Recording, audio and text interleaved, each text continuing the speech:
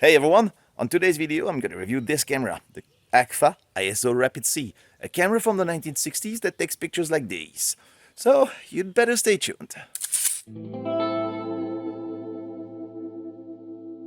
The best way to describe this camera is not ISO but easy.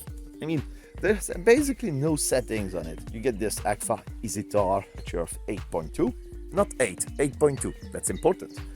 And just two settings, sunny and cloudy. Sunny position will give you 1/80 and the cloudy position 1/40. That's it. No way to change the aperture.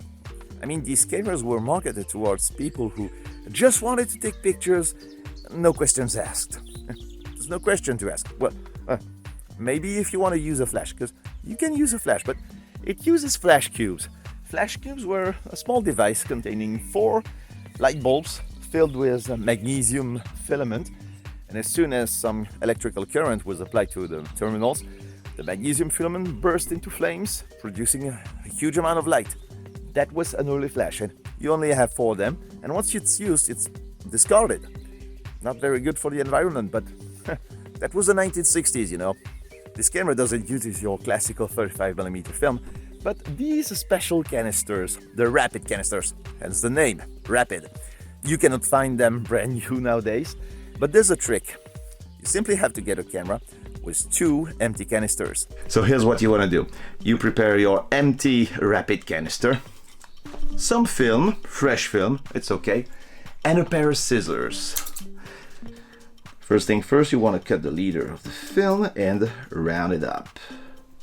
And now in total darkness, you're gonna unspool around, well, 2 feet of film. Well, that's around it. Cut it up, being careful to leave something out of the canister, so you might want to reuse it. And while holding the film on the edge not to put some fingerprints on it, you simply insert it back into the canister. You want to be careful not to creak the film, and there you go. You just made yourself some rapid film with fresh film stock, so not expired one. Using a Sharpie, you will write down the type of emulsion you're using for further use and the fact that the film is new, because you don't want to reuse a film that has already been exposed. And now your camera is ready to be used. This camera was not just easy to use, but also easy to load. Just look at that, you simply open up the back of the camera, you get an empty canister and an already loaded canister with film. Simply align the leader of the film, gently push it, and there you go. Now you just fire the shutter a few times until you reach number 1. There you go, your camera is now loaded and ready to take pictures. Something that feels unsettling to some people at first is the square image and the square viewfinder, which is pretty bright if you ask me. But once you get used to square images, it's not a problem anymore. You can even do some wonky things like this.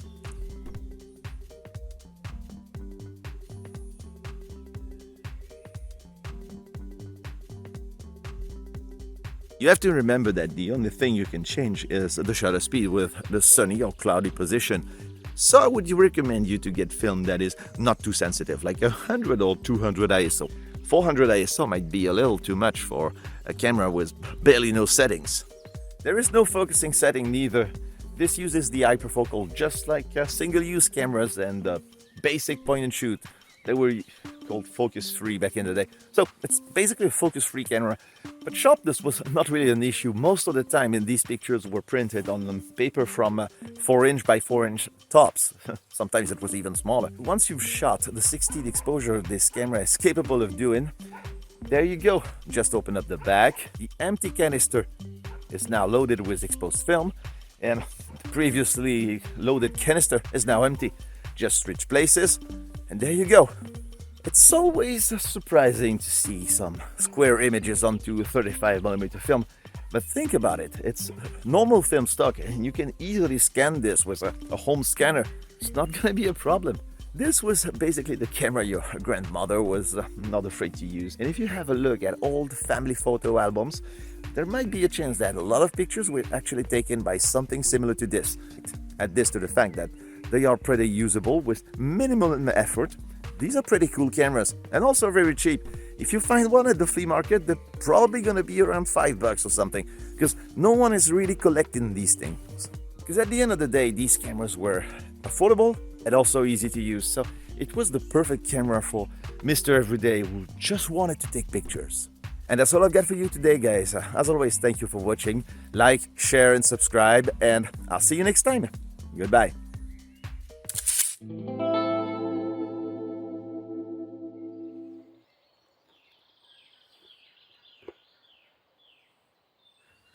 Yes, I love cats.